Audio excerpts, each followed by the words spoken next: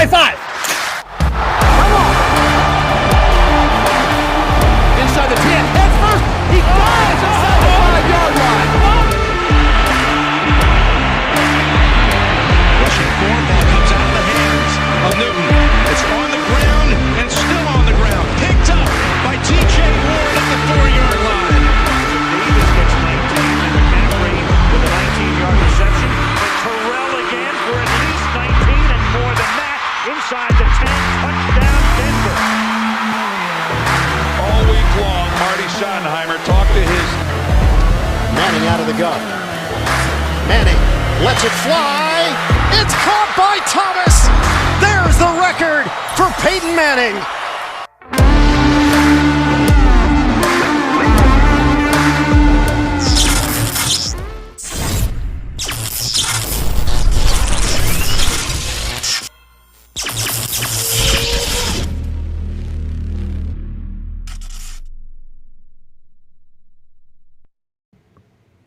And welcome in, everybody. Nope, wrong one. Hold on. I got to think taller. Saludos and salutations, Broncos country. And welcome to another exciting episode of Broncos Talk. How was that? Was that good? That works. It's almost like I have a Don projected beside me. I know, right? I am Mundungus Creevy here filling in for a 5'10" white chick. Here next to my co-host, Richie. What's going on, Rich? Hey, man, how are you doing? Pretty good. We want to make sure that everybody is liking, subscribing, sharing, commenting, turning on notifications so you can get alerted anytime we go live on YouTube, Facebook, Twitter, and Twitch. Now, while today is Broncos Talk, we also have the MHRT podcast, which is a flagship show every Thursday at 7654. The Nothing Rhymes, the Orange and Blue podcast every Friday at 7654, and the Neighborhood pregame show that airs before every Broncos game. Now, we just had a Victory Monday because we kicked the absolute snot out of the Dallas Cowboys. Yeah, we Very did. exciting. Yeah, we did. It was I'm not going to lie, I was a little bit surprised. My prediction on the Neighborhood was, we'll just say wrong. Although I did call a few other things about the game, which I was pretty pleased with to see. But in terms of what I saw from that game, it leaves you wondering as a Broncos fan, where was that, from the beginning of the season? Because you have to think that if we were able to come up with that kind of level of energy, maybe from week 2 on, right? You have to, you give it that 1 week for, all the issues to get worked out in that first game there. But from week 2 on, where was that sense of urgency right out of the gate for our team? Where was that kind of control that we were showing with the run game? All of those things would have made a world of difference, and we could have put up probably 30 or 40 on our first two, our second and third opponent, if we played like we did against the Cowboys. Well, now let me put this to you, and I heard this when I was listening to Broncos Country tonight. I heard it on Locked on Broncos, all the ones I've been listening to, where they said, listen, Von Miller was the leader of the locker room.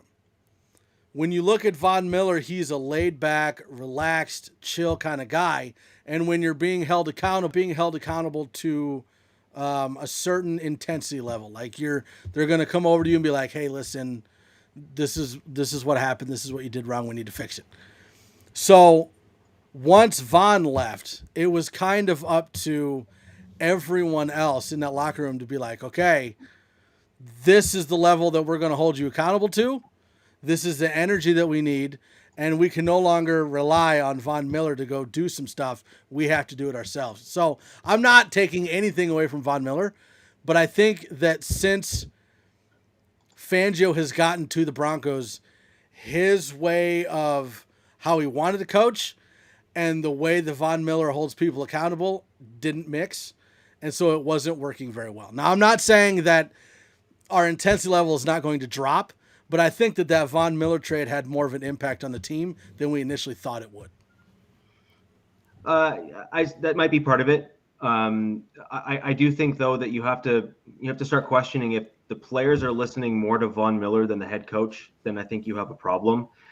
That said, and I'm not even trying to use an underhand jab or anything at Fangio whatsoever. If you saw the way that the players were high-fiving and, rah-rahing with Fangio on the sideline all game long, what was readily apparent to me as a fan watching from the outside, it was the players want to play for Vic Fangio, and that is in direct kind of almost contrast to what we've heard as a general narrative. Do you honestly think that you're going to have someone coming up to Javonte and saying you're about to bust a run, and then Fangio running up to him after the fact saying, I knew you'd do it, or some variation thereof? You don't get that kind of stuff from a head coach and from a player if there isn't a mutual respect. And that was not the narrative we've been told for 3-4 weeks now. Well, and when was the last time you saw Fangio have that kind of energy at any point in time? Never. Like, have you ever seen him be like, yeah? Never seen that on the sidelines ever. I hate to be the bearer of bad news, but he didn't say yeah. Oh, I know, but I wanted to keep it family friendly. Yeah. Not only for here, but I got 6 kids running around. And if I scream it, I'm going to be in big trouble. But no, it's weird because, like, this is the Broncos team that we were expecting to see in the offseason.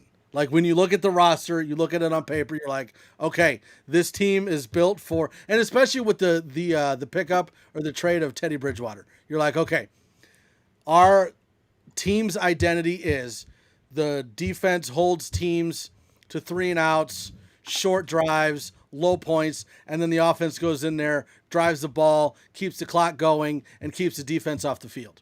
That's exactly what we saw yesterday or Sunday. Right.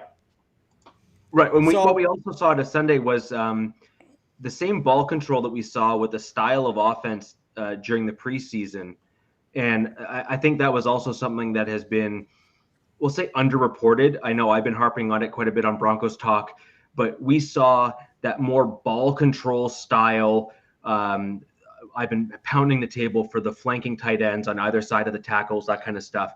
We saw a lot more of that this game. We'll go into that a little bit later in the show, but we saw a lot of that this game.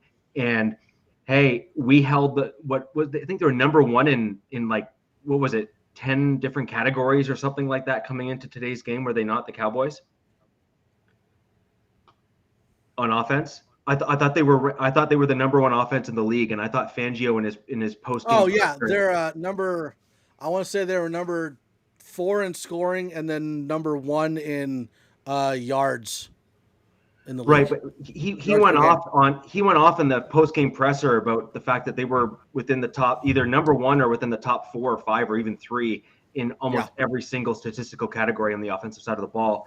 And so, what we saw in today's game was, to your point, I couldn't agree more. We saw ball control, running the ball, and that kind of gritty style, Broncos style football that we are used to seeing, from, we'll call it back in the day now, but that's what we're wanting to see as Broncos fans, and that's how you win games. Yeah, they definitely established the run game.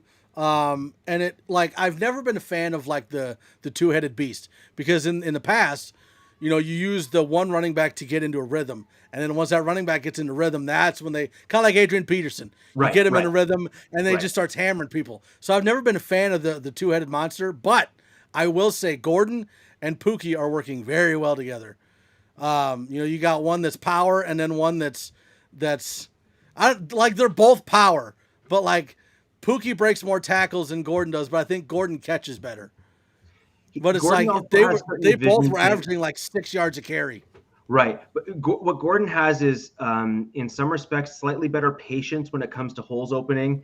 And he also has slightly better vision, which, frankly, let's be honest, he's been in the league longer. So you very much expect that from a running back like Gordon. But then to your point. Isn't that kind of the point of Pookie, though? Like, he has no patience. So he'll run in there, say, get off me, and then keep running. Gordon doesn't do that. No. Gordon is saying, I don't really want to get hit right away. Whereas you have Pookie going up the field saying, where's the linebacker? I want to hit him. I want to headhunt. Yeah, exactly. And I think Shannon Sharp even made a comment about that on Undisputed either yesterday or the day before, just about Pookie, of saying he is a seek contact, make contact style running back. And now, as a Broncos fan, I love that because it's awesome and it's really fun to watch. However, I do have some modest concerns about longevity when you have that style of play. It's great seeing it from time to time. It's great to know he can do it. But at the same time, you would like to have him start adapting a little bit more of the Melvin Gordon patience when it comes to holes opening, letting blocks develop, and that sort of stuff, right? Yeah, and I'm hearing a lot of talk of, we need to extend Melvin Gordon because you've got the two-headed monster that's looked pretty good over the last two games.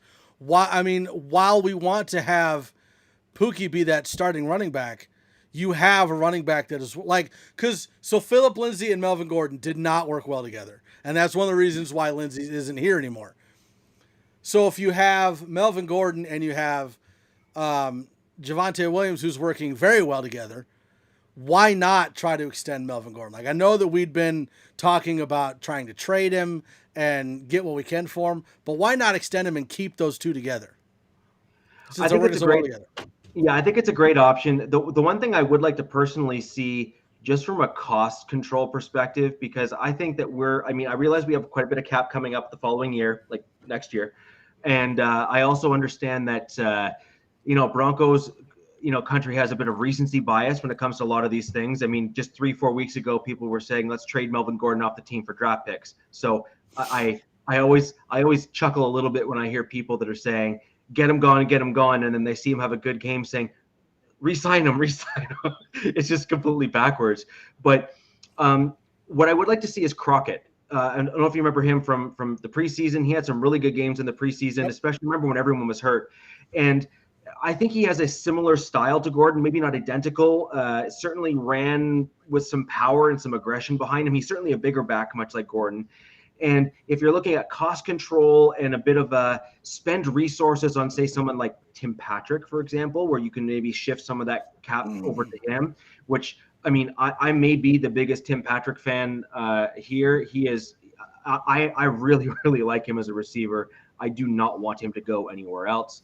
And I could maybe see Crockett filling that role, but I think we need to see him dusted in and mixed into the mix a little bit more in place of Gordon from time to time, because we need to see what we have. Yeah. Tommy Simmers says, worst decision ever. Do not resign Gordon. There are a ton of options of free agents next year, younger options. And then he put James Conner, Gus Edwards, Ronald Jones, Marlon Mack. Gus Edwards, I highly doubt leaves the Ravens. James Conner's not really a starting running back, though. Even now, he's being used as more of a gadget back. Ronald Jones, I don't think he goes anywhere either from the Bucs.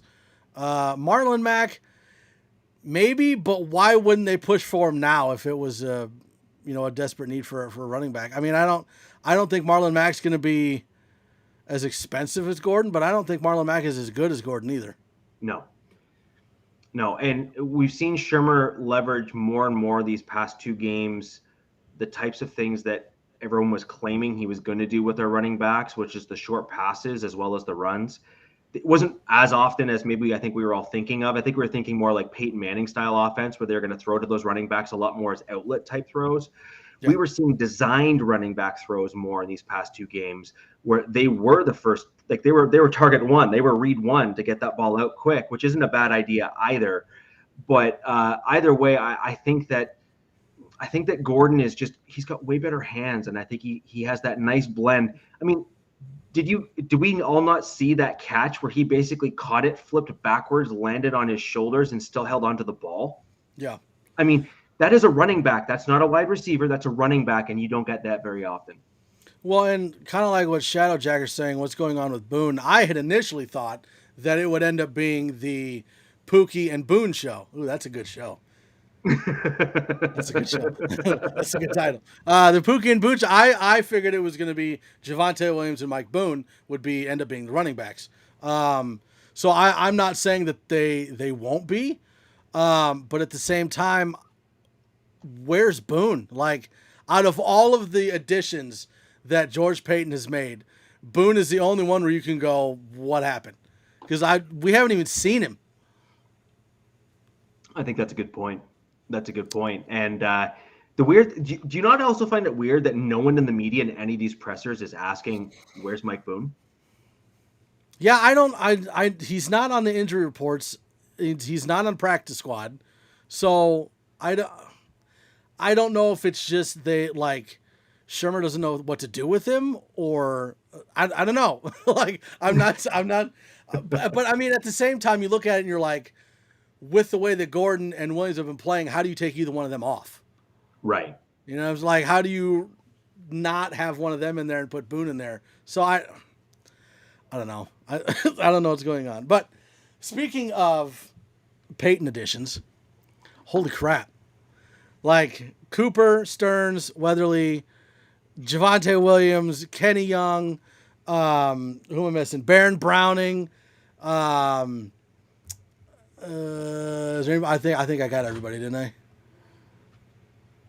Yeah, I think I got everybody. I would, and this may be a hot take, it might not, I don't know, but I would say that the additions of Weatherly and Young have probably been the best trade in the NFL. Since, like, because I mean, you go from a 4-game losing streak, and then you get Young and Weatherly in because we're having issues with the linebackers, and then you can't tell me that those two haven't played lights out since they've gotten here. And now we're on a 2-game win streak. We just beat the Dallas Cowboys. We're going into the Eagles game. Like, Paton has been outstanding in getting personnel in here. Paton is generally responsible for the churning on the back end of the roster. That's a George Paton move, and I think with the news that's come out of Dove Valley with the reporting structure that we've heard with kind of Ellis and Elway, with Paton and Fangio kind of in that mix, it's I mean, that's just super weird to me, but and I don't think it makes for a great team dynamic. But I think what you are starting to see now is Paton is basically being given the free rein on those lower, kind of smaller moves that we've seen that are really, really high value. And I have to say, if that's the way Paton intends to build a team, I'm in. Because Kenny Young, in my opinion, is probably the best fit for a guy like Baron Browning. Because Kenny Young is much faster of a linebacker. So when he explains certain things, Browning is actually able to do them. Whereas someone like AJ or Alexander Johnson plays the game differently and is probably not the best mentor for someone like a Baron Browning, who would have been beside him in that case.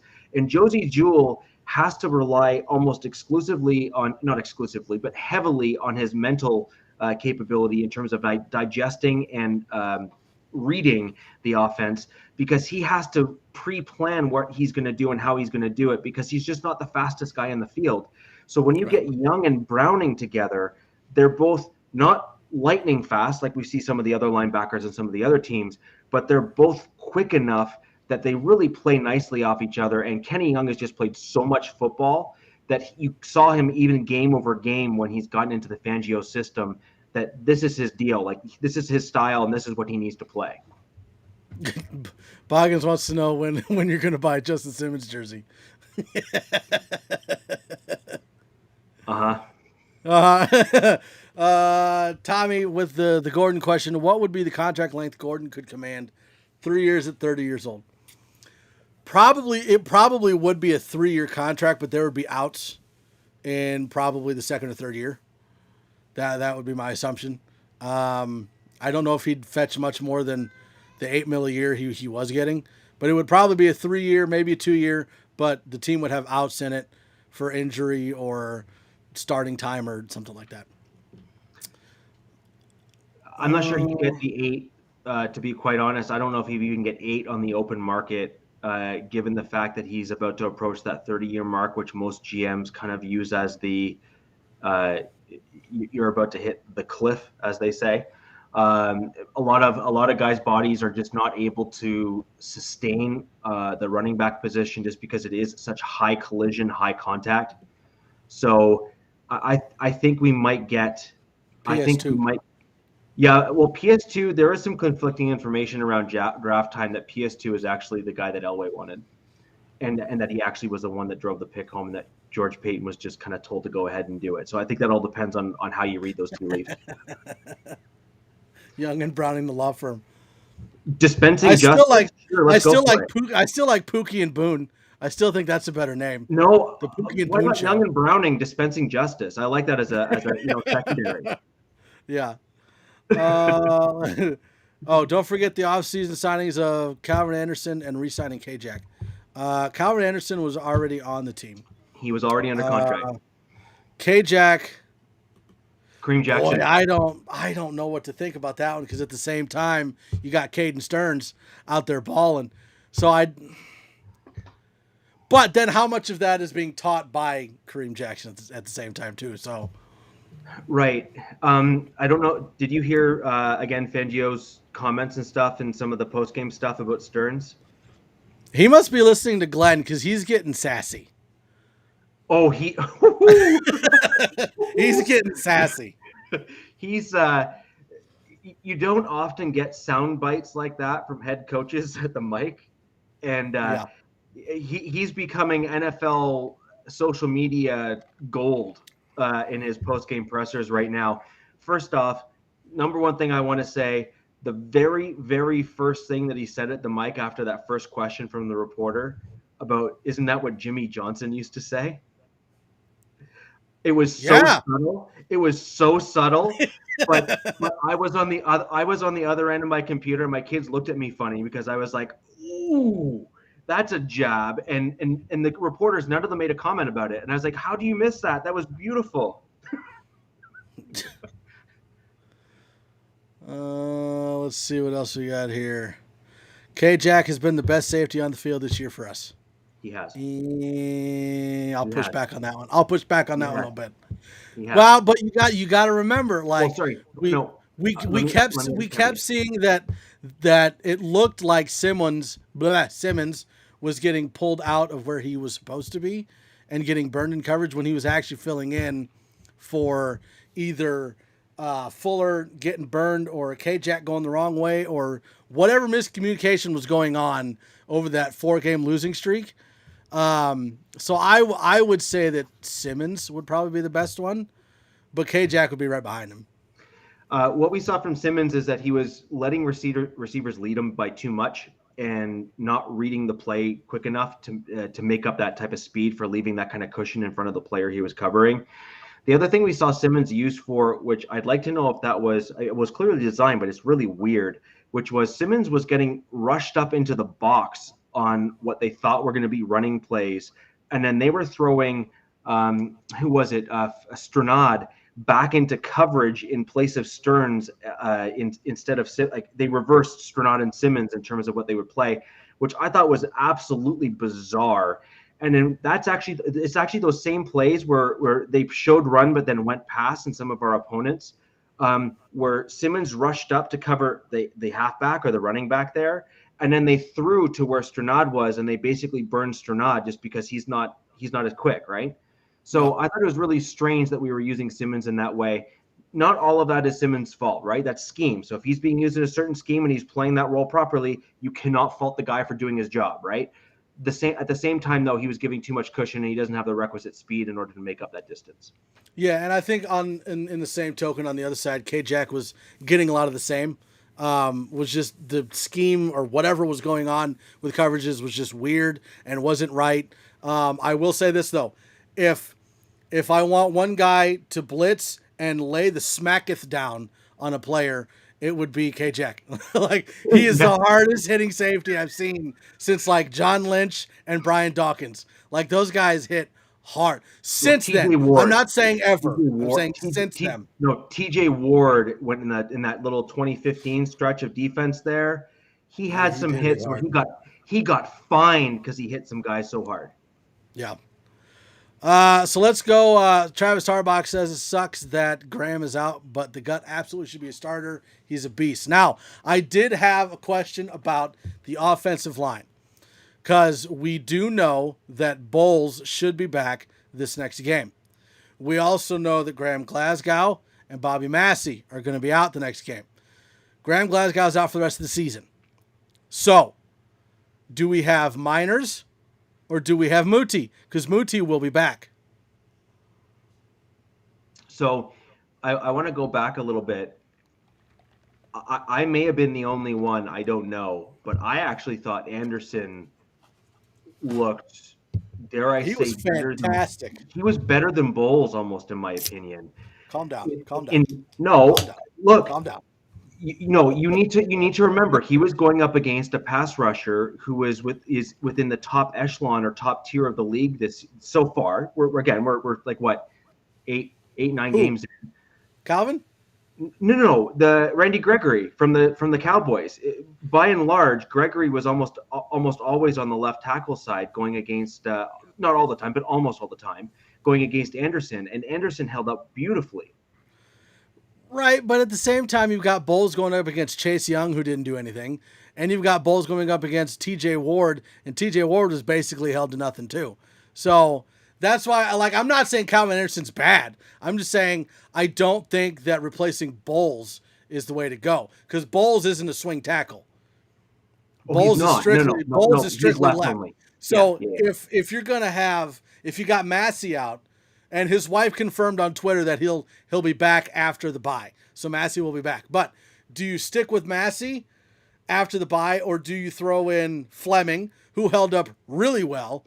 Fleming was good. Or do you throw Anderson over on the right tackle?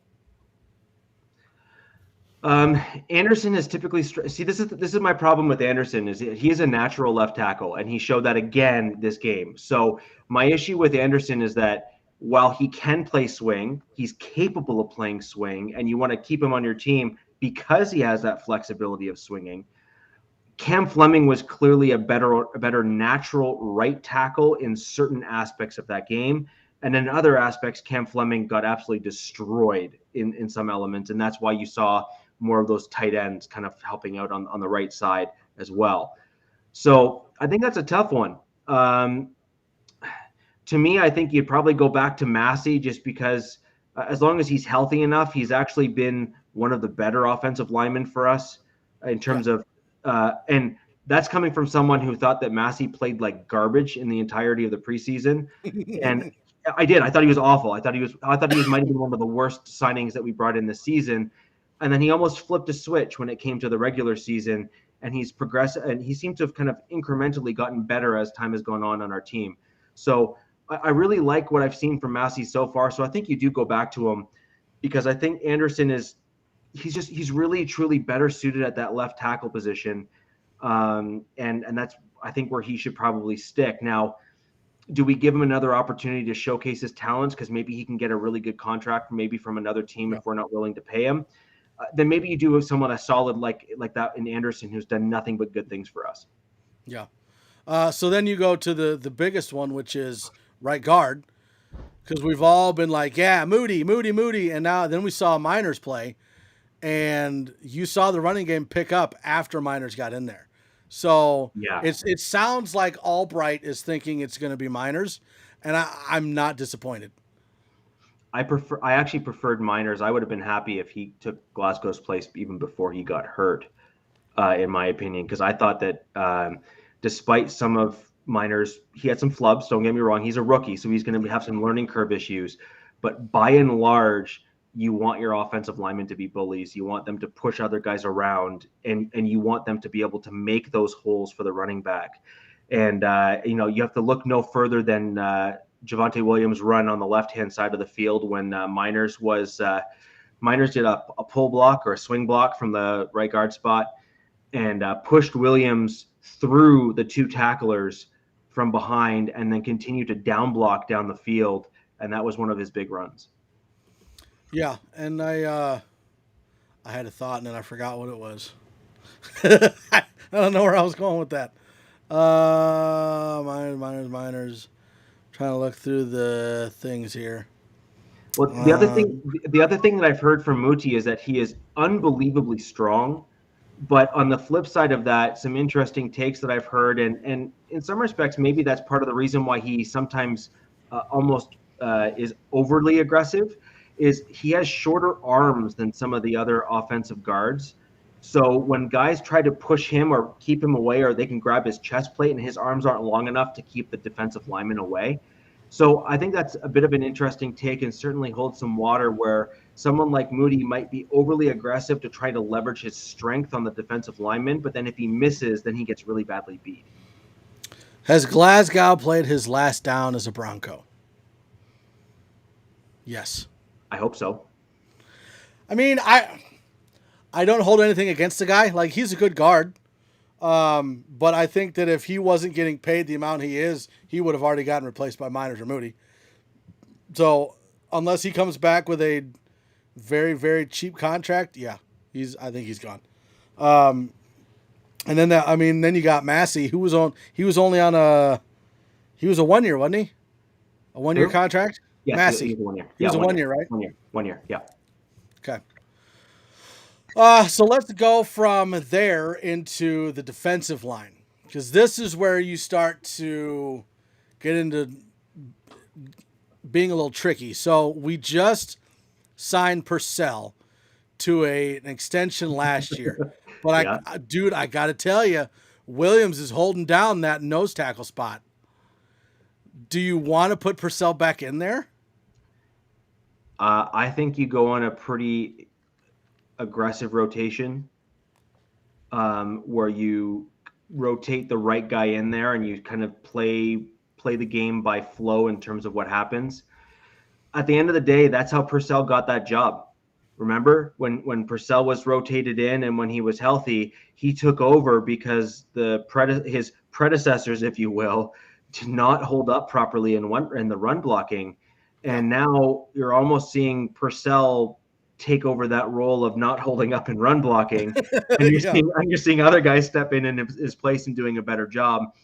The other thing that we saw a little bit of last game against the Cowboys was Draymond Jones getting pulled in place of a larger D lineman on his side of the ball as well. And I think there is some benefit in doing that. And we actually saw that. We've seen that in previous years on the Broncos as well, where if we're truly wanting to commit to stopping the run and making another team look silly, I think that's not a half bad approach either, is rotating bigger guys in where we typically have a smaller rushing style guy in, and then you can really start clogging up those lanes, clogging up those holes, and actually you can also push the quarterback off their spot because those bigger guys are more likely to push the guards back into the quarterback. Who was that really big defensive dude on the Broncos? Like Stephen? Aaron Patrick, is that the guy? Aaron Patrick is 94. Who's a really big dude? He's like basically taking DeMarcus Ware and just kind of adding a few pounds and some height. Dude, he's massive. He's like a wall. that guy's big. Travis says, "What's wrong with Ajim? He's on IR, isn't he? I thought he went to IR. I have to check, but he might be. Yeah, I think you're right. Okay. So let's move it back to the linebackers. Baron Browning and Kenny Young as inside linebackers. Re-sign and extend Kenny Young right now. Yeah, I'm cool. Two games this in, I'm is good. the same thing. And this is what I told Glenn. Like, I don't care right now about Johnson and Honey Bear. Like, I know I love Honey Bear, but I don't care. Like, Young and Browning are working. They're a perfect fit. Let them work together and keep it going. I just look at the tackling and the ability to basically finally fill the middle of the field. Yeah. I mean, how long has that been? It's got to be since 2015. As soon as we disbanded the initial, we let Trevathan walk to the Bears at the end of the 2015 season. It's got to be since 2015. But Todd Davis was good at that until he got into his last 2 years. So but he still had coverage issues, right? Todd Davis was that thumper. He was like the equivalent of like an Alexander Johnson, right? Who was the guy next to Todd Davis? Well, we had Brandon Marshall that we retained from the 2015 defense, and then after that, and then really after the 2016 season, even by the back end of the 2016 season, Brandon Marshall was a shell of himself in terms of the coverage ability that he used to have on the 2015 defense. And it kind of, in some respects, it kind of showed the real value of a Danny Trevathan and what he brought to our team. Trevathan, he did have some injury issues, so I'm going to completely grant everyone who's going to come back at me with that. but it is undeniable the skill set that Trevathan brought to the table and what he was able to do for our defense when he was on the field. And I think we're starting to see a bit of that reincarnation here with our middle linebackers we have right now. Young is awesome.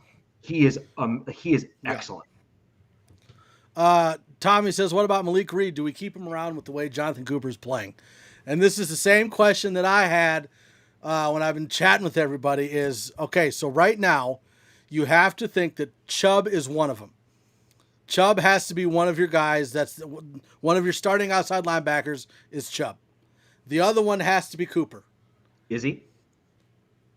With Chubb's injury, is he really going to be one of your long-term guys? Like that's a big question, right? Like I think that's a fair question too. I think until you figure out if he is that guy that can hold up and play an entire season, you have to stick with Chubb until at the point where you're like, okay, you've been hurt too much, we're just done. So if you're looking at it from right now, you're looking at Chubb and Cooper, and then Weatherly stays. I don't care what anybody says. Weatherly awesome. Stays. Weatherly's awesome. And so if you have to, I think Reed, like I don't have a problem with Reed, but I don't think compared to Cooper and compared to Chubb that Reed starts over either one. I think that Reed is going to end up taking the Shaq Barrett type route. He's going to be a backup and eventually he'll leave and then go start somewhere else. So Weatherly, I have a nickname for him after I saw him last game. He's the Angry Aviator because he wears those goggles. Ooh, that's a good one. I was trying to think of a nickname for him. Angry Aviator is the one that I've come up with him. So I think we should all adopt that. I think he's awesome. Reed is a real challenge for me. Actually, Reed isn't necessarily a challenge for me. The real challenge for me is looking at Chubb and the fact that how often he's been hurt, how little he's played, and then looking at Reed and saying, look, Reed missed one game, but generally speaking, he's been relatively healthy for us. So if you're going to be looking at rotation in terms of that outside linebacker spot, is Reed perhaps not a reasonable option for us if we can retain him at a reasonable dollar value and, not pay that massive mega contract, but not try to like really, really lowball him either. So if you can get that kind of sweet spot kind of deal where you can get Weatherly and Reed, and then Cooper is going to come up because he's a 7th round pick, right? So he's only got 2 more years, I think, of cost control. I think it's 2 more years, right? He's three. No, he's a free agent after this year, I think. No, he's a 7th round pick this year. He's a rookie. Oh, Cooper. Are you talking Cooper? Or are you talking Reed? No, I'm talking Cooper. Yeah, 7th round. So Cooper has, he should have been a 2nd or 3rd if not for the heart thing. Yeah, but he's a 7th round pick, but not necessarily as a result of his actual skill set, right? But Reed, as far as I'm concerned, is one of those real challenging guys because he could probably be a Robin on another team to like a Batman, like a Vaughn on the other side. But I do not believe that he could elevate himself. Watch him go to the Rams. Watch him play the opposite side of Von Miller on the Rams. Watch it happen. Well, but that's what I'm saying is that he could be a Robin to a Batman, but he needs the Batman because he is not good enough to beat his blocks. Like that's the one thing with Reed that I have an issue with is every time he comes in, he can win the change of pace role where he comes in to fill in for somebody else and then he wins. But when he is out there as a starter, it seems that the tackle that he's going against figures him out. Yeah.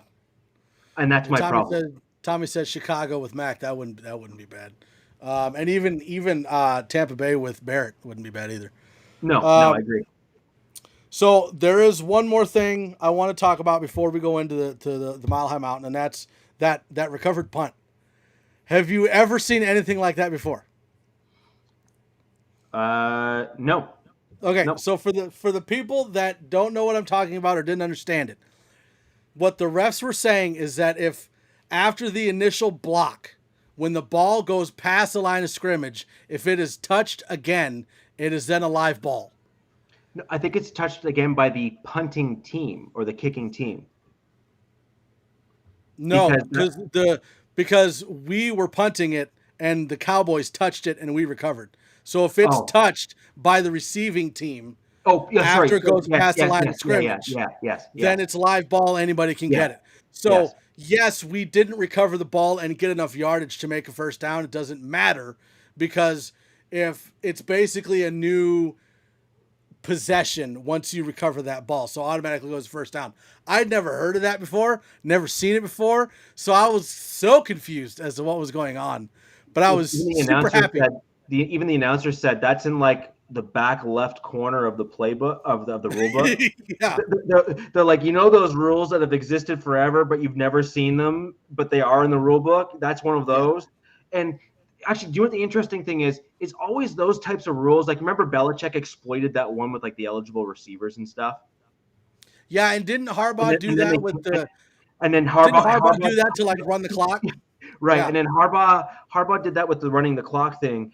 And those rules, the ones that are exploited like that by the really brilliant head coaches, in this case, I have to say, clearly Tom McManus taught them something. Yeah. I mean, hey, Tom McMahon. Yeah. Look, I know this is that's an unpopular comment to make, but clearly he's taught them something, because who does that? Like, I've never seen that. So when you look at those rules, those are always the types of rules that when they're exploited or at least showcased, they almost always seem to get brought up in the offseason to say, do we actually want to keep it that way now that we've seen it actually happen? So, it's, we wrote it down on paper. It sounded awesome when we all said it aloud. But now that we've seen it on field, like, in picture it looks format, absolutely stupid. Yeah. Did we like the way that looked? Yeah. All right, so let's move into, where are we going? Well, we're about to go into a wonderful segment that is climbing uphill called the Mile High Mountain.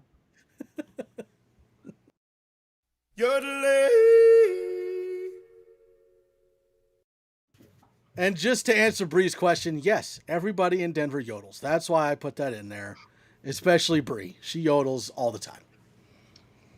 Bree, I saw you just take that down from your Twitter feed. So, I mean, yeah. Stop it. All right, Rich, who do you got on the mountain? Who do you got climbing the mountain? Who do you got at the summit? And who do you got staying on the plane? So I got that right? My summit is Jonathan Cooper. I mean, if but nothing else, that had to be one heck of an epic performance from a guy that is starting to clearly come into his own at the outside linebacker position for our Denver Broncos. We should all be super pleased that he is starting to step up his game and showcase his talent. That's the second game in a row that he's actually shown that progression forward, and he really, really hit it at the park that last game. And he did it against a team that is known and does, in fact, have a good offensive line, despite the fact that they had that one injury there at left tackle that hindered their ability. On the climb, I had Calvin Anderson. I have always liked Calvin Anderson. I guess Fangie and I share some kind of, brotherhood for Calvin Anderson in the fan club. In the post-game presser, it's clear that he and I have similar feelings towards Calvin Anderson. I think he is an excellent. Mile High Mario too. He loves Calvin Anderson. Well, Calvin Anderson's amazing. I love him, and I truly think that he is a legitimate left tackle at the NFL level. Yeah. And I thought that he did this for us in 2020 when Bowles got hurt, and he's done it again for us now in 2021, where he has stepped in and absolutely knocked it out the park as far as I'm concerned. So he is my on the climb. However, it seems that he does do better at left tackle than right tackle, and that's my only caveat there. And at the base camp was Brandon McManus. I was quite disappointed in what is generally basically an absolute steady kicker for us. Missing both that field goal and extra point. Both are generally actually uncharacteristic of him, just in terms of how he's played both this year. Although this is now the second game in a row where he's had some challenges. Now, no one's perfect. I get it. I just really hope that he's able to kind of overcome this and kind of get out of his own head, because a lot of this stuff is mental with kickers. So I really hope that he can put all that behind him and start playing better, especially back in Power Field there for us in our home game coming up against the Eagles. And on the plane ride home, I've been fairly disappointed with this offensive lineman this season, and that's Dalton Reisner.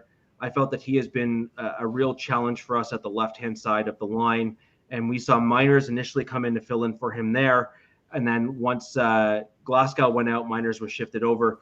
And I really think that when you've seen Miners fill in for Reisner, you've seen a marked improvement on the left-hand side of the line. So Dalton Reisner is my plane ride home. Now, there is one thing I do want to say about Reisner.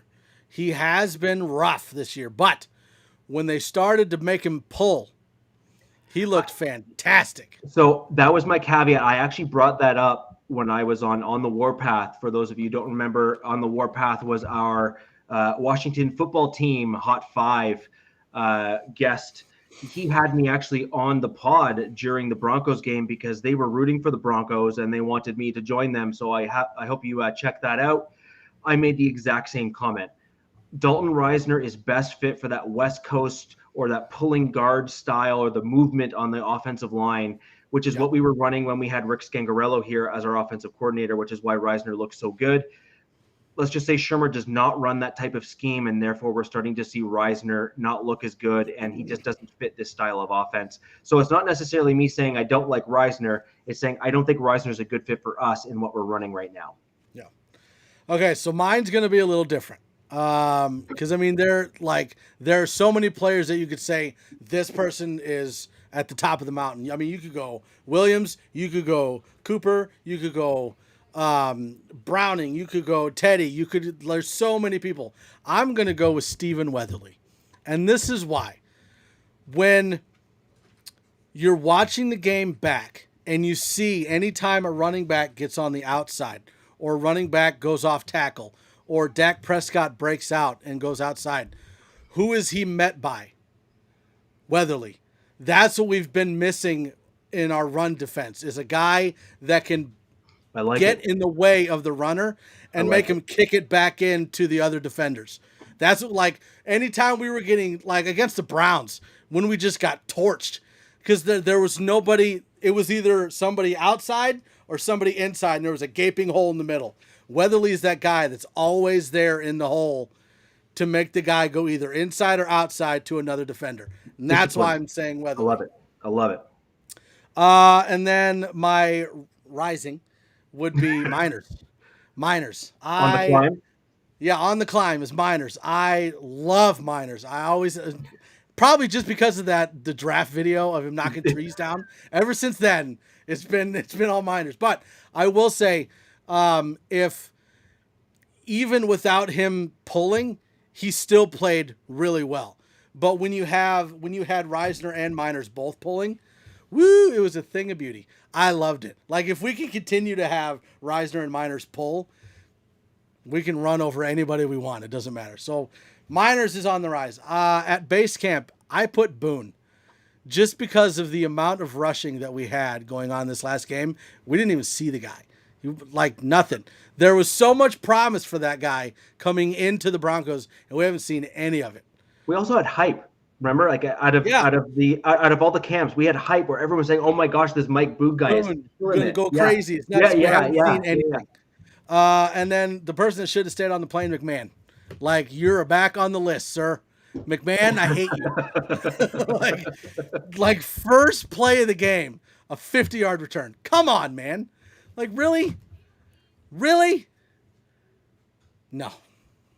McMahon's on the plane. He should never have gotten off. Just stayed home. Like, don't even give, like, if he's going to be on the plane, don't even give him a ticket. Just have him sit in baggage claim. He doesn't even get a ticket.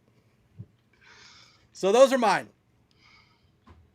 That's interesting. I mean, I toyed with the idea of putting McManus on the plane ride home, but I felt that he did kick a couple field goals there for us, or kind of make kicks there for us, and he had a few better where he was kicking it out the back of the end zone to ensure that they didn't return it. Yeah. So, and I also don't necessarily blame that return on McManus. I blame that return on the punt coverage unit, or the coverage unit rather, for not tackling and not playing properly. Now, that has to do with the fact that special teams is largely played by the backups, like third and fourth and fifth string guys.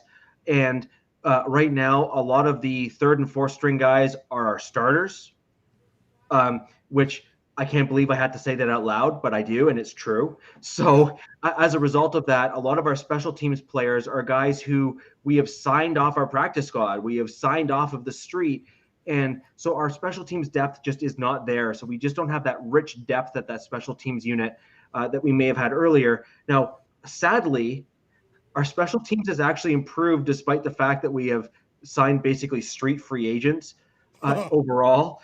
So I realize that comment might come off as weird, but that's true. And when you see what we were playing with this past game against the Cowboys, even the national media guys that were announcing the game and even after the game were saying, how did you lose to the Broncos? They literally have almost none of their starters playing at most positions. And that was the big question, right? So Avatar says Summit is Tim Patrick. I can go with that. I can go with that too. That touchdown catch was incredible. Honorable mention, Jonathan Cooper, base camp, McManus, and on the flight home, special teams coach, Mr. McMahon. You can stay home in baggage claim, sir. Oh. I could totally see that. Sure. Let's see. Jay Bryan, Bronco Mania is alive and well, boys. All that orange in the stadium made me proud. And who was the Cowboys player that was talking about how much it sucked that there was so much orange? I think it was a D lineman or a corner that came out and said it from the Cowboys. Oh, it was was it Diggs? Trayvon Diggs? Yeah, is that who it was? I think you're right. Yeah, it might have been Diggs. That came out and said that it was terrible that there was so much orange in Dallas. Like, no. He made a comment there's so much orange, but then he actually doubled down on that same comment and said it was so disheartening when all you heard coming out of the third quarter was "Go Broncos." From the home crowd, all you heard as a Cowboys player was "Go Broncos," and he said that was very deflating, which. It's funny because that's when we allowed them to score touchdowns and points, right? Was right in that back end of the game. But I mean, at that point there, we were just basically saying, let's try to not get hurt. Right. Shadow Jacker, can we acknowledge the sheer disrespect for the Cowboys had for us on 4th down? You know what? If they want to keep trying 4th down and failing, good on you, sir. Go ahead and keep trying. That's fine. Give us all the momentum. We'll take it. Yeah, but I do want to push back on that a little bit. They were on our side of the field, or at least close to it. And it would have been a very, very short kick to get it out. And on top of that, generally speaking, the Broncos have not done really, really well at those types of short yardage stops this year. Yeah. So I have to imagine that despite the fact that we stopped them on every 4th down, go Broncos, we had not been that good this season. And I think that also goes to show how some of the stats and some of the analysis there doesn't fully tell the whole truth. One of the things that I was digging into was the overall size of the lines of the Cowboys. The Cowboys, particularly on the defensive line, are quite small compared to some of the other teams we played thus far. So we were really able to push them around a little bit more than the other teams we were able to, that we weren't able to.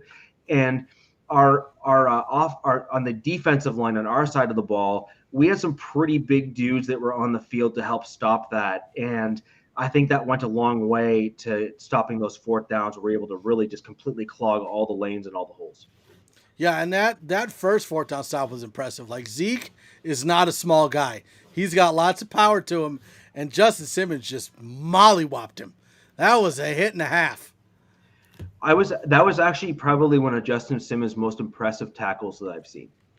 And that was a big hit. And it wasn't just because he tackled them and kind of held on.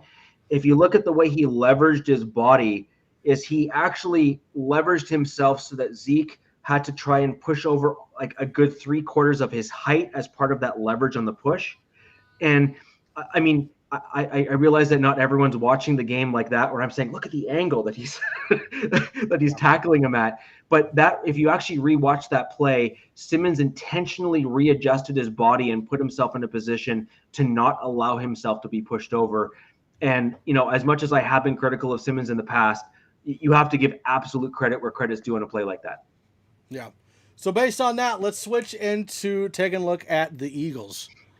So, ladies and gentlemen, we have a wonderful superfan for you today to give us the hot 5 that the Eagles need to do to beat our Denver Broncos.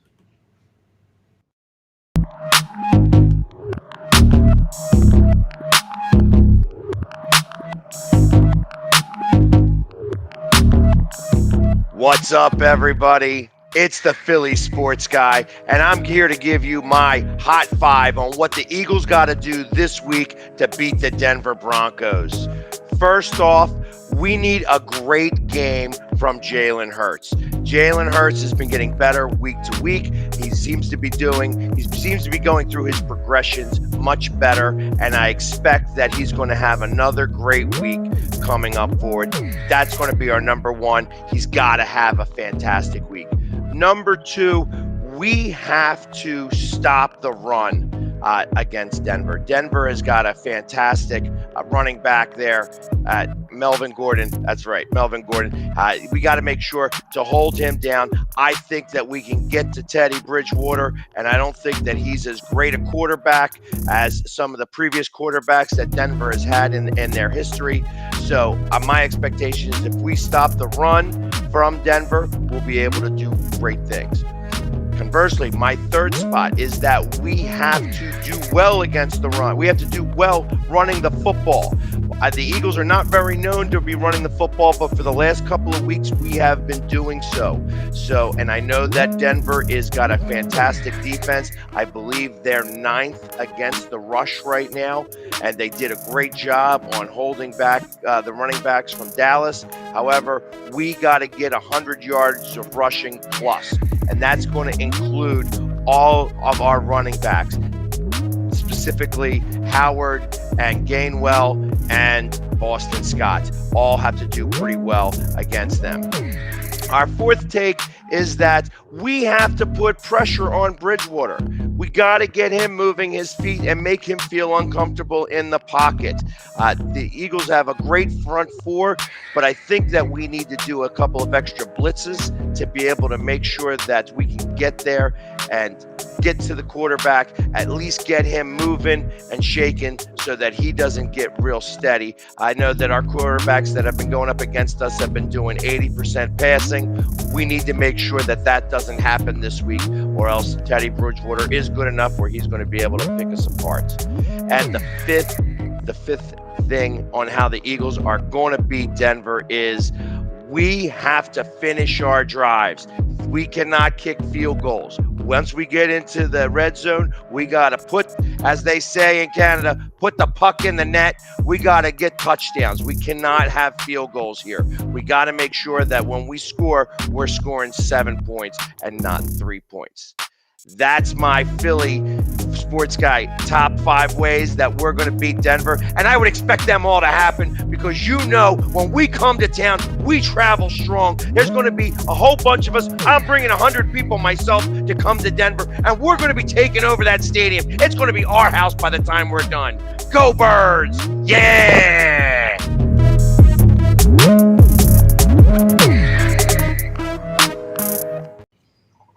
I mean, he's bringing 100 of his buddies to the game, and they're going to take over the stadium. How many seats does he think the stadium has? He's going to need a little bit more than 100 to take over the stadium. Well, there'll be a section just over to the far left of green, and then the rest will be orange and blue. There you go. Yeah. I will say this. This is the Eagles game coming up is one of those games that we would expect to win. Knock on all the wood that I can find.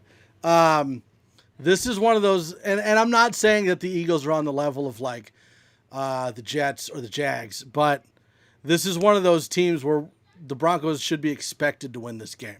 So that's where you kind of are like, okay, well, we were also expecting to beat the Steelers, and that didn't work out. So now it's like, okay, we've seen how they played against Washington. Yeah, we won that game, but we didn't play very well in that game. Right. And then we played the Cowboys, and that was fantastic. So do we continue to play how we did against Dallas, or are we going to see more of Washington? Well, I think that all depends on how we start the game. If you looked at how the Eagles were playing in the early stage of that game there against, I think it was the Chargers, they really came out and started playing really well, and then they just weren't able to hold on and kind of keep the Chargers back. So I actually believe that what our biggest problem is going to be is do we allow the Eagles to get off to the same start they had against the Chargers? And if we can get off to a similar start to what we had against the Cowboys, where our defense came to play, we planned well, we played well, the right guys were in the right places. We continue to get the middle linebacker play that we got for this progression that we've seen at that middle linebacker position group these past 2 games. I think we're in a good spot. I really do. And the other thing we didn't mention in the previous segment against the Cowboys, but I think it's incredibly relevant against the Eagles here, especially with Surtain's injury, is Fuller. He actually played well. And he was in the nickel, right? Well, he played nickel for a little bit, and then once the injuries started coming into our secondary guys, he was then bounced out to the right side and then also to the left side. So yeah. Fuller really showed the ability to have some versatility, and he did play well. Now, that's in stark contrast to the absolute just garbage play that he put on the field the previous few weeks when he played for us. But you have to give credit where credit's due. He had the time on the bench. He had some time to think. He had some time to work on his game, and he came out and played good football. So we need more of that from him as well, especially with our other injuries, because Fuller is a leader, whether or not we like it or not, because guys are going to look up to him because they've seen the way he played earlier in his career, and they're going to start asking him questions. Yeah, and I was one of those guys that was way down on Fuller. No, he's done. He's not going to play well again. Get rid of him. I am happy to eat all that crow. I will eat all of it. Like, that's fine. If he wants to come back and play well, more power to you, man. Like, I hope so. And then, so Shadowjacker said the AFC West is up for grabs. And, I mean, it really is. Like, we're all basically tied, except for the Chiefs. They suck. So if you look at our schedule going forward, you got the Eagles, which I think is a winnable game, right? Then you've got winnable, but we need to be very, very careful. We need to actually play. Otherwise, we can very well lose it, because the Eagles they're not doing particularly well, but they're only not doing well because teams are able to come back on them. We just need to make sure that we don't continue our kind of woeful ways that we've had in the earlier part of the season. Well, and the one thing I will say is the biggest weakness of the Eagles team is the offensive line, because Jalen Hurts is always having to run for his life or getting hit a lot. Like, he's getting hit constantly, like Teddy was in those 4 losses. Yes. Like, he's getting hit all the time. So if we can continue to stuff the run and rush the passer like we did against Dallas, not even close. Like, Jalen's not going to have anywhere to go. No. So if we look at the Eagles game, you count that. I'm going to count that as a win. Okay. Sure. I think that's fair. So then we have the bye, and then we go Chargers. Win or loss? If we can show that we can play the same way we did against Dallas, against the Eagles, I'm chalking that up as a win. Against the Chargers? So, no, but my caveat is, if Shurmur can get out of his own way and do the same thing that he did against the Cowboys, and to specifically define what I mean by that is, I tallied up, I have some notes here from the first half of the game that I kind of did some detailed notes on. The one thing that I wanted to look at is how we played and what kind of personnel groupings we had in.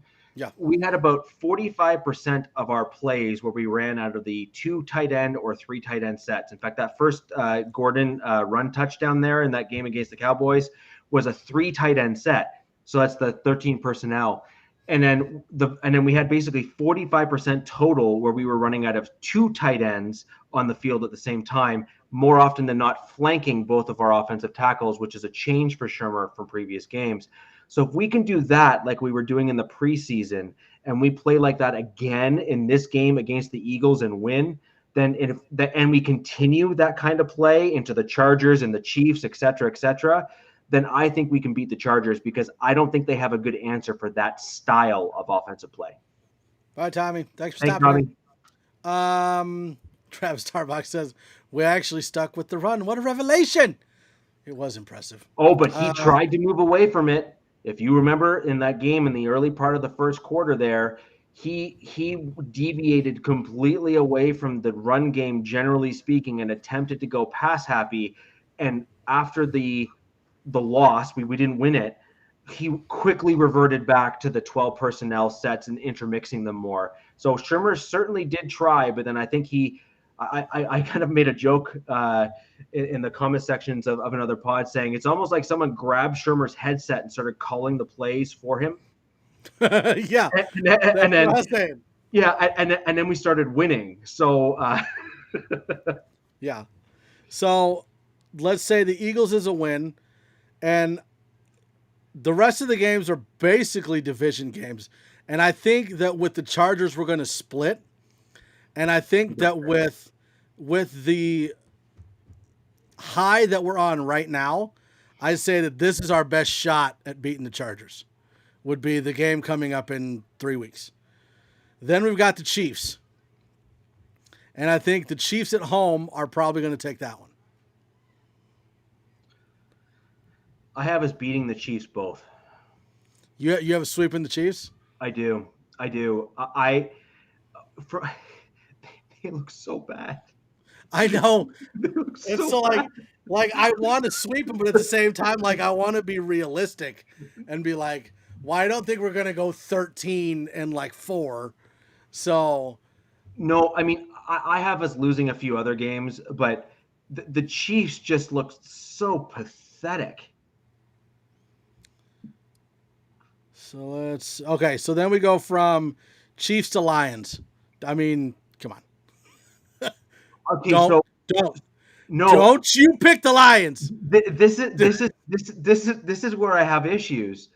The Lions have lost 3 games by 3 or fewer points. And this has a bit of an aura of what Fangio had last season, where we had a couple games like that too. Remember in the earlier part of the season where we lost by, a point here or 2 points there or 3 points there. And then we came off and started the season on like a 3-game win streak and we were 3-0. So I was a bit concerned, or I'm not concerned, but I'm being realistic. The Lions are a much better football team than their record is showing. And I mean much better than their record is showing. So and I love their head coach. Like I absolutely love their head coach. So I'll pick the Chiefs to lose to, and you'll pick the Lions to lose to. So it comes out even. Yeah. Okay. So that'll work. So then we play the Bengals. Well, no, I'm going to have us beating the Lions but losing to the Bengals. Okay. So either way, we'll come out because I was going to pick. Okay, I was going to pick the Bengals or I was going to. Yeah. Okay. Yeah. So 4-1, and then Raiders. No, not anymore. No, I think we beat the Raiders the next time we play them. Yeah. And then Chargers. That one there is the one where that one's going to be like for playoff contention. Right. That one there I actually have us potentially losing. I'm concerned that our strength and conditioning team, if you can call them that, does not have us to a good place. We have lost too many players this season, and I'm super concerned that between the Lions and the Bengals, because of the style of play that they play, that we're going to end up with another injury or something like that that's going to hinder us. And I'm concerned that going into the Chargers game there, that we're going to have, another key player that is injured that we don't even know at this point in terms of, being able to project. So my concern there is that I think we lose to the Chargers in that game for almost the exact opposite reasons of why I have us beating the Chargers the first go round that you just stated, in the fact that I think we're going to have some injuries. 3, 4, 5, 6. Okay, so 7, and then the last game is the Broncos and Chiefs. I have us sweeping the Chiefs. I just think that they're going to be in a rough spot. So you're going with 11-6. Yeah. For our final. Yeah. Okay. I think when we did this at the beginning of the season, we were like 12-5. We're like, holy crap, that's too much.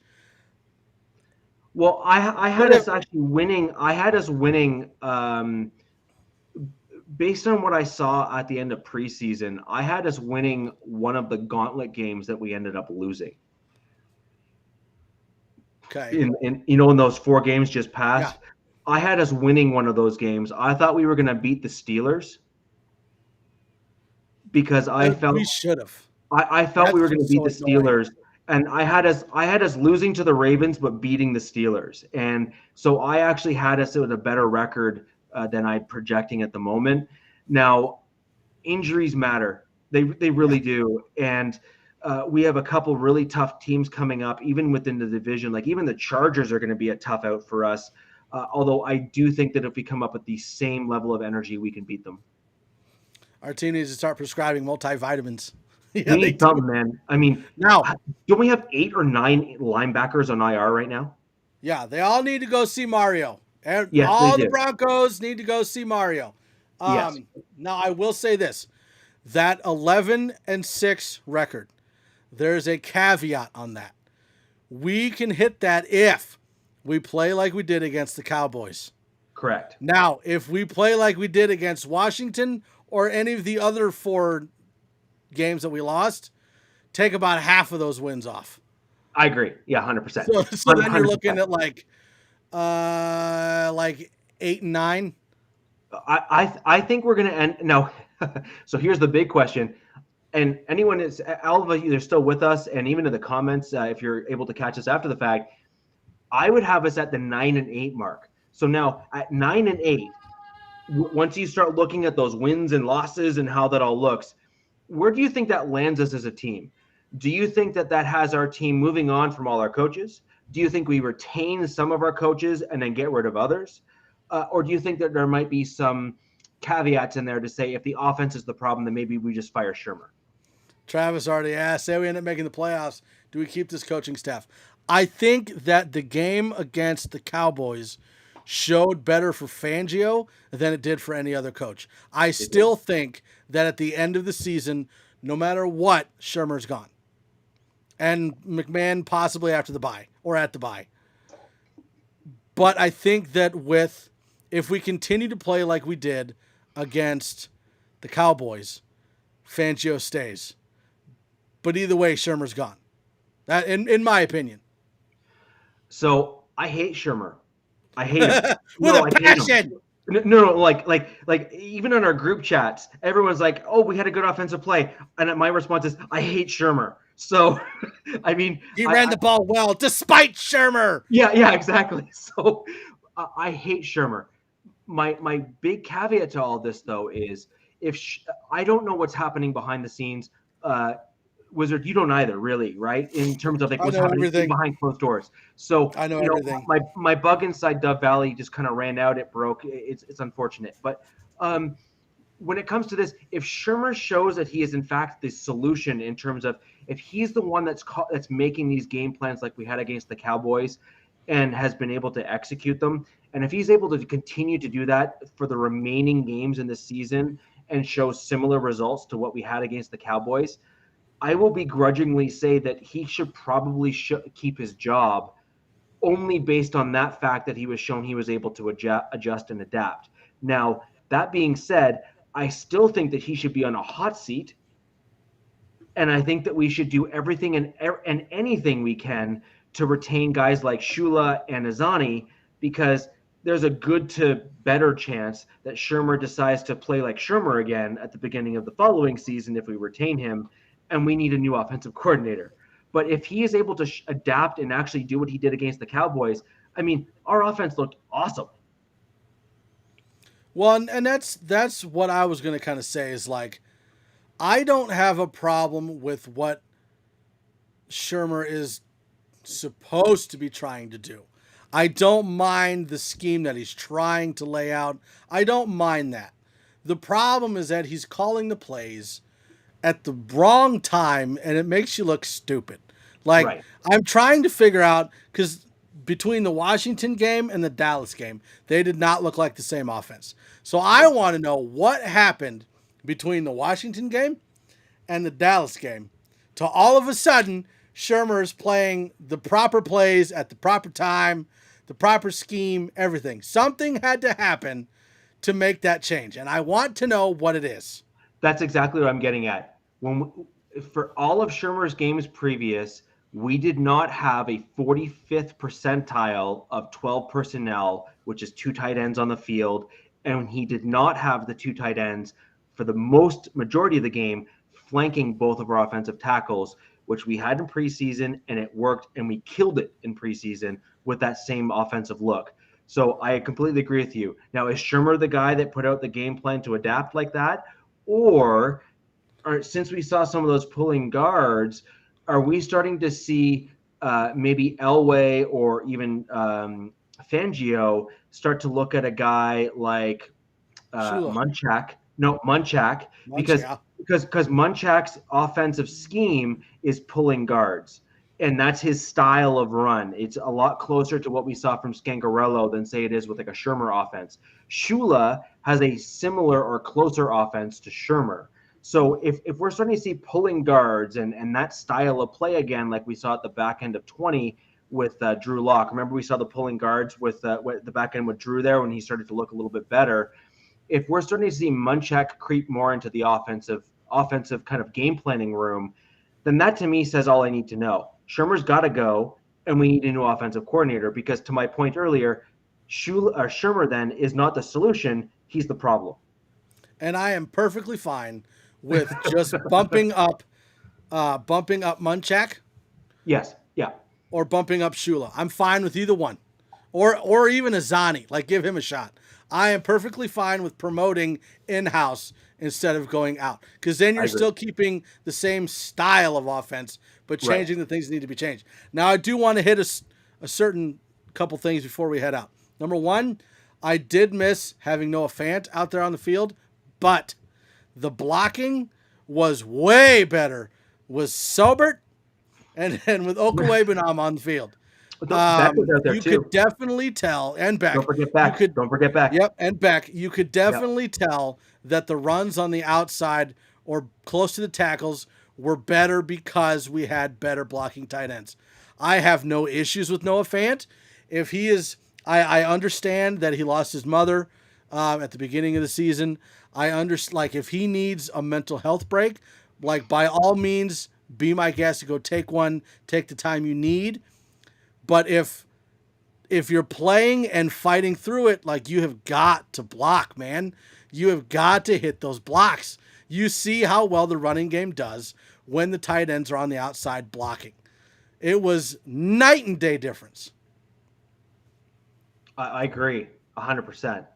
I mean, I've been saying this since the beginning of the preseason when I saw that offensive style of play. And I've been saying it on Broncos Talk. I've been saying it in our group chats. I've been saying it to anyone who will listen that's the style of offense that I want us to run. And it's not just because I like that style of offense, even though I do. I'm a rugby player, so I like that gritty style and that that type of play. But we have a unique advantage at the Mile High in terms of our stadium with the altitude. If you can grind another team down and own that time of possession, you have a massive advantage, and you need to take advantage of it. And unfortunately, with the air it out, 3 wide out sets and try to throw it 30, 40 yards downfield or 20 yards downfield, you are not taking advantage of the altitude advantage that you have in your home field. Yeah. Now, 2 more things I want to hit. One is Teddy Bridgewater. Now, we, during this, and I say we as in everybody in Broncos country, because we all went nuts. During that 4-game losing streak, we were all out. Teddy Bridgewater's terrible. Teddy Bridgewater sucks. He's not the answer. Blah, blah, blah, blah. He is technically and still a top 10 quarterback in the NFL. He is slated to throw for over 4,000 yards, over 25 touchdowns, and under 10 interceptions. The best season he's ever had. Now, am I saying that he's the permanent answer? No. Am I saying he's the solution? No. Do I think that he's going to stick around for another year or two? There's a pretty good shot. At least and one. Why would you not? If what you're wanting, let's take free agent and trade quarterbacks off the table and just say we're going to go draft a rookie. Why would you not want to have a Teddy Bridgewater under center for a year or two and let the not as good as last year quarterbacks sit behind Teddy Bridgewater and learn? Do I have an issue with Drew Lock? No. Do I think he's going to be back with the Broncos? No. I think after this year he's gone. He's done. Because he's not going to start for the Broncos. He's not. He's done. So we need to stop holding our quarterbacks to this high standard of perfection, because even Peyton Manning and John Elway were not perfect by any means. Like, there are going to be times where the quarterback holds the ball too long. There are going to be times where he overthrows the ball, underthrows the ball. It's going to happen.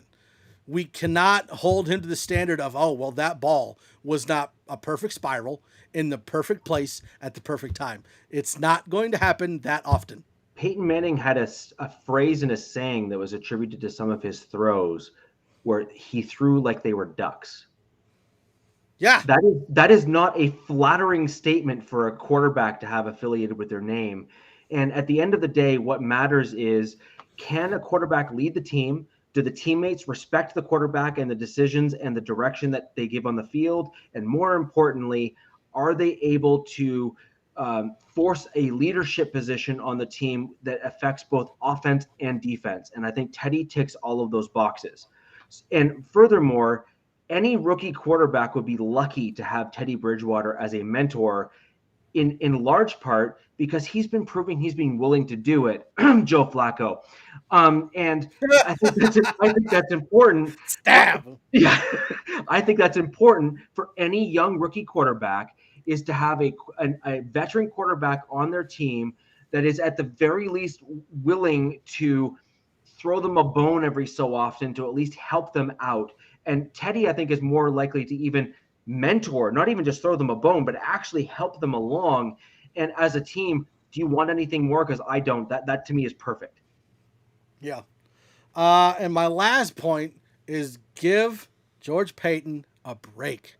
Like, I keep seeing all these tweets. George Paton is terrible. I can't believe he got rid of Philip Lindsay. I can't believe he benched Drew Lock. I can't believe that he traded Von Miller. Listen, other than Boone, name a person that he's added to this team that is not starting and playing fantastic right now. Exactly. Every single person that he's gone and gotten has been fantastic. They're either saving the season, they're starting, they're playing a key role, or they're being used to get draft picks next year. Like, even the Von Miller trade, he didn't play in Los Angeles game because his ankle was still hurt. And he's not slated to play in the next game either because of his ankle. So that's 3 games we would have been without Von. Who knows how many he's going to be out after that. And we got a 2nd and a 3rd round pick for him. Like, right now we have 5 top 100 picks. Right. And I think the Rams feel that they don't necessarily need Von per se. I mean, I realized they didn't win the last one, but I mean, it was pretty close, generally speaking. So I think the Rams feel that they can win without Von Miller and let him get healthy, because I think they see Von Miller as the kind of that extra push that Miners gave Javonte Williams to kind of finish the run. I think the Rams are looking at Von Miller as that guy. I think the Rams are seeing Von Miller as the one that they need to help them get over that last little hump and that hurdle. And the Broncos weren't able to look at Von that way. If Von is on the Broncos, Von has to play because he is that guy. I'm sad that Von is not with the Broncos just because I love the guy. But as far as the move that was made was amazing. Getting 2 top 100 picks for Von Miller when we could have only potentially gotten, what, a 5th or 6th round conditional pick? You nailed it. So, and it's also the when. You're in a team right now that is coming off a 5-11 season under the old CBA and the old rules. Now we're in a 17 week season, or an 18 week season with 17 games.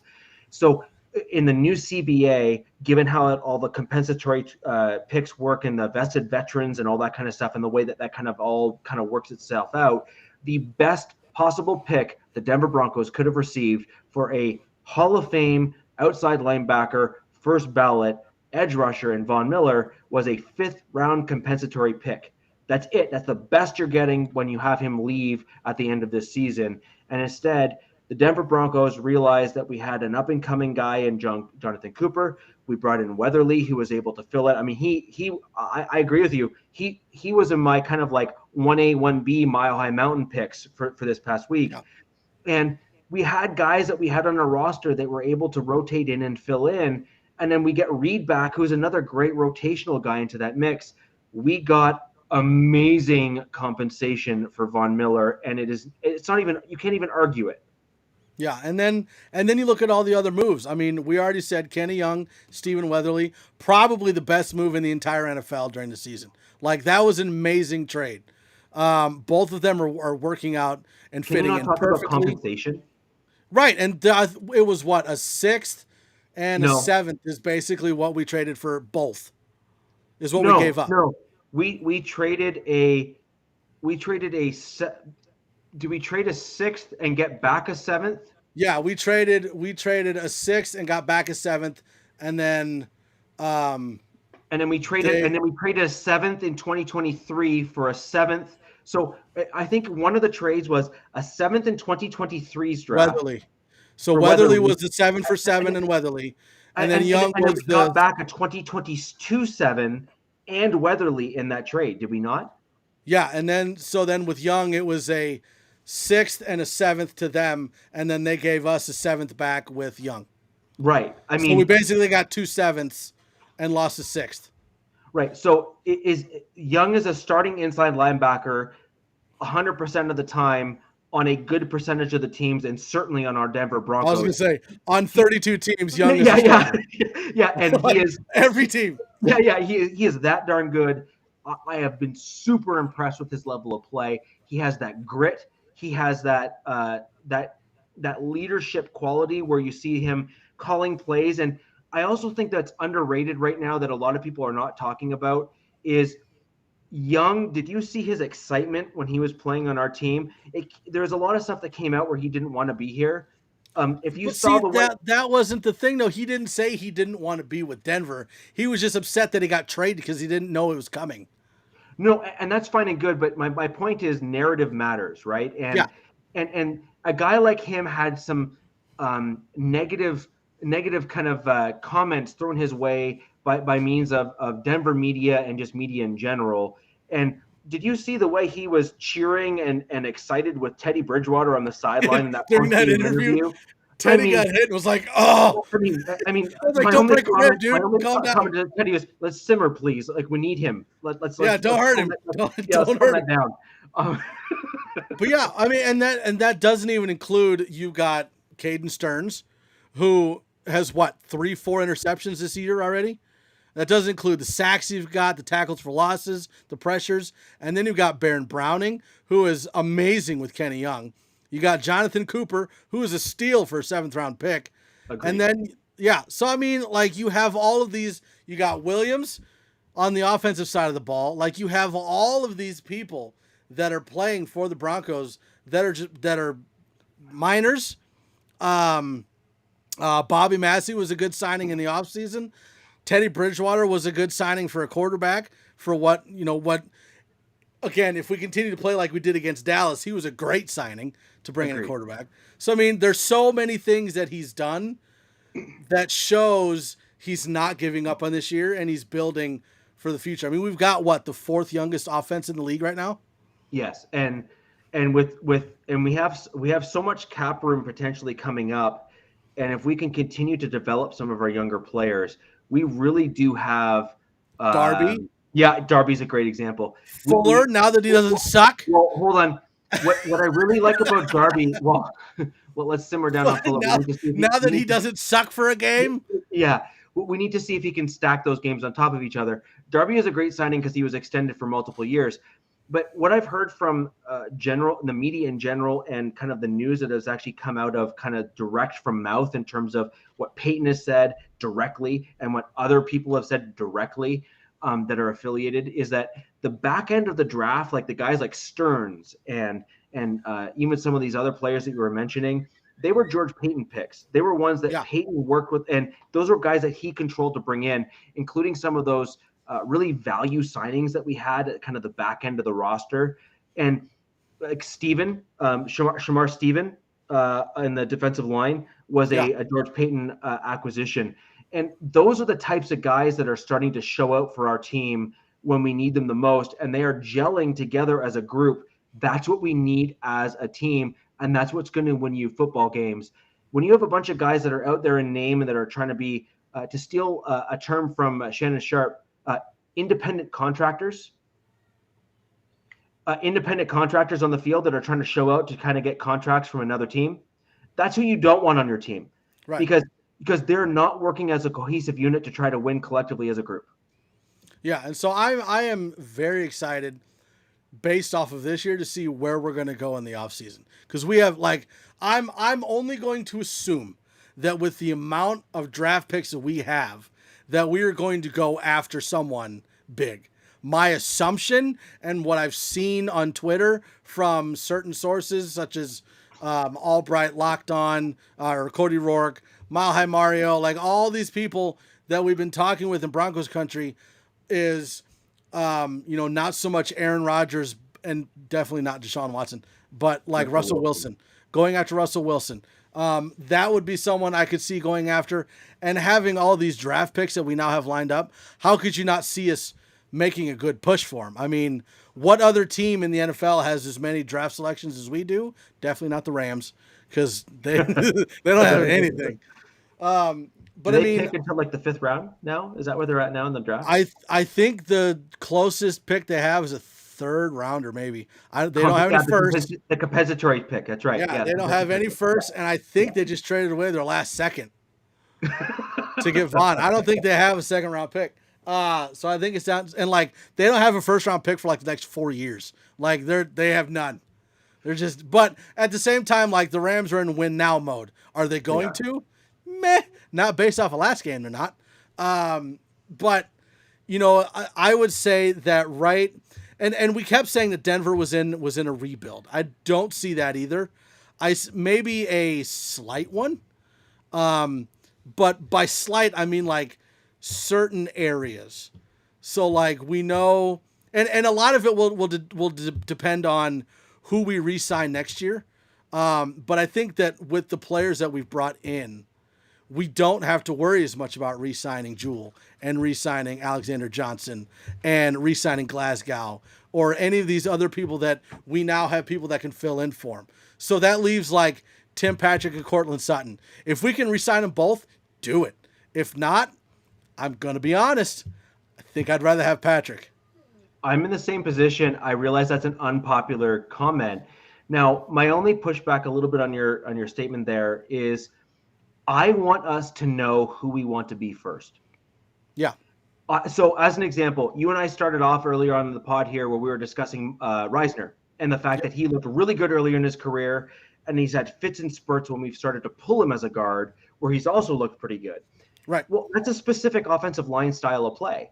And that's fine. That's awesome. That's exactly the right mindset to look at, saying, I have a guy who's good at this. Let's make him do this. Well, that's cool. But Shermer doesn't stick with guys like that, and his offensive style is not pulling guards and stuff. So my comment back is, if we're going to run a Shermer-style offense, then you need a Quinn Miners. You need other guys that are like Quinn Miners, because that's who fits a Shermer-style offense the best. However, if you're going to go back to a Scangarello offense or a variant of the Shanahan offense or a Kubiak style offense where you have, or even a Munchak style offense where you have pulling guards and moving offensive linemen and that kind of stuff, then you retain a guy like Reisner and you look for guys that can fit that style of scheme. So in my opinion, you need to know who you want to be first, what you want to aim towards first, steer the ship in that direction, and then you draft accordingly. I believe that the Broncos have failed in that respect because they have not steered a ship first, and then they've just drafted the guys they think that are good. Yeah, and that's one of those things with, like, especially if you went after, let's say for example Russell Wilson again, pulling guards with Russell Wilson as your quarterback opens up so many more opportunities. Like Yes. Russell Wilson would not be a good fit in Shermer's offense. Nope. Russell Wilson would be a good fit in a Shanahan offense. Because I mean, you look at Kubiak, you look at Shanahan, you look at Munchak, they're like the same thing, just with little variations. So any one of them would work well because the Shanahan offense is based towards running the ball. And when you have a Russell Wilson that can get outside the pocket, maybe not like Lamar can, but definitely better than Teddy can get out of the pocket, make some plays with his legs, and do that kind of thing, that's the kind of offense you want. So I agree. You have to decide where you want to go as far as an offensive style. Go with that coach, and then use that coach to go after the quarterback you want. Well, I'm actually looking at more than just the quarterback. I'm looking at linemen, because the linemen are going to help protect the quarterback and keep them upright. And if you have a Miners seems to be able to do kind of both styles, right? He seems to be able to do the power style of Shermer. Yeah, he was pulling really well too. Yeah, he was pulling really well. So he's kind of the best of both worlds, whereas Reisner seems to do really well in pulling, but not so good in the power style, right? Right. And that's fine. Like everyone has their own style and ability. Cushenberry, in my opinion, just needs to be replaced, and that's okay. You know, you tried, you got him in the third round, but maybe that means that what we look at is if we go to what you were saying in those pulling guards or the movement more on the offensive line, maybe you put Miners on the right in place of Glasgow, keep Reisner, maybe extend him on the cheap because he has to prove it still, and then maybe you just then go really high on a solid offensive center. Yeah, so like a first-round center? Yeah, or you go second round center, but then first round right tackle, and then you end up with Bulls, you end up with Reisner, a second or third round offensive center, Miners, who's I believe is deserving at this point now of a starting position, and a first round right tackle who can develop with that kind of growing offensive line from now until 3-4 years down the road or 5 years down the road. How old is Cam Fleming? Do you know? I thought he was late 20s, was he not? Cam Fleming. Is he late? I think he's late 20s, no? He's 29. Yeah. And then Bobby Massey is... I think he's in the same age range, no? He's 32.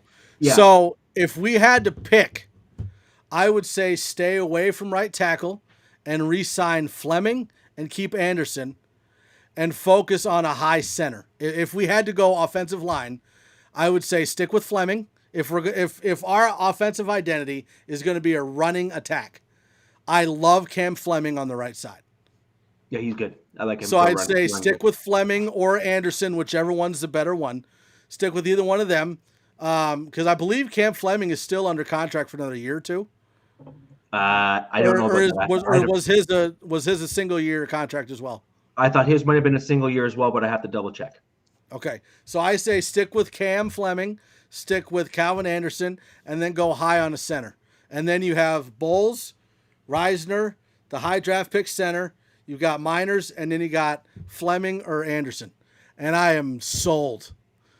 Go do whatever you want at that point. Well, so my pushback on that is running to the right side of the field is really important. And while Fleming showed that he was halfway decent against the Cowboys, they are a smaller defensive line, like in terms of a defensive front team.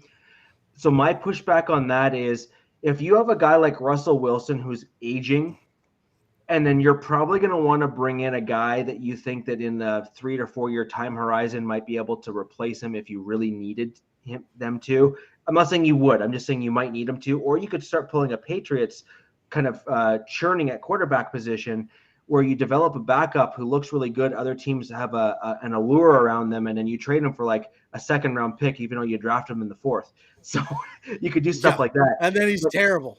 Yeah, and he's terrible, and then you just get all the draft picks, right? What's that? Matt. He was behind Tom Brady. Was it Matt Flynn? Wasn't it Yeah. Flynn? Yeah, It was Matt Flynn, Flynn. wasn't it? Yeah. But my only point there is I actually believe that offensive tackles are premiums in the league, and if you can get two solid bookends on either side that you can run behind, particularly in the Mile High and Empower Field here, I think that is to your benefit. So if I had to pick, I would Matt look Castle. Matt Castle. He's the Matt one. Castle. Matt Castle. Okay. So if I had to pick, I would actually go for a really high draft pick, maybe second round. Remember, we got an extra second round this year. So if there's one of those right tackles that drops to the second round that we really like for run blocking, I would pick him up in the second round. And then I think that an offensive center in those first 2 rounds or 3 rounds is going to be important for us as well. And if you can solidify that offensive line, get another kind of D end or D tackle that can kind of rush the passer as well on the defensive side of the ball, and solidify the interior of your both interior and the outer side of the offensive line, we can be a legitimately dangerous team. Yeah. So with that, it's been almost 2 hours, man. This has been too much fun. I know. Screw you, Don. You can't come back. You're fired. With that, we're going to go ahead and end the podcast. So make sure you like, subscribe, comment, share, turn on notifications so you can catch all of our content when it is posted. Make sure you're also tuning in to the MHRT podcast, our flagship show on Thursdays at 7654, the Nothing Rhymes with Orange and Blue podcast on Friday at 7654, and MHRT Networks' very own pregame show, The Neighborhood, that airs before every Broncos game. You can also catch all of the audio versions of the podcast on all the major podcast streaming services. We have all of those links in the description below. We love you all. We love Broncos country. Now we're going to go ahead and do what Johnny has made famous and what we are going to eventually get on Empower Field, the Mile High Five. Rich, are you ready? I'm good to go. Okay, I'm going to try to do this without hurting myself. So let's go. Mile High Five! Done. There we go. We will see everybody for the which one's next? Oh, the MHRT podcast on Thursday at 7654. We'll see you guys then. We are outie. Go Broncos.